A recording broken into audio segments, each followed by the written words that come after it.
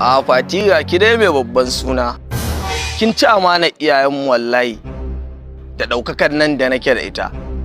Ya Fati ina zaga unguwa ko ina ana gani na ana ce mun san barka.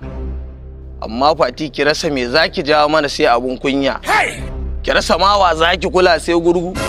Wanda shi kansa jira ma yake a wasa. A gaskiya Fatima kin ci amanan mu wallahi. Kai kuma zaka ba kofar gidan nan ne ko sai na tara ma mutane. Wai da man da ni kake? To ka zo ka ture ni in kai ka dasa ni a nan gurin. Na sa alma mugun saran da baka tunani a unguwar taka da kake takama wallahi. Kai bari ka je in gaya ma darajar sakaci duk maganganun nan da kake ban sauke ma a gara saboda kan in ma sara mai kyau jini ya bata mata fuska ka ne. Asaya.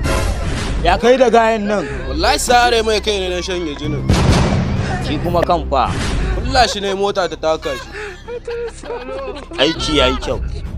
Yar masa. Aka ware ko yana sa amma abin da ya baka a nan gurin yanzu.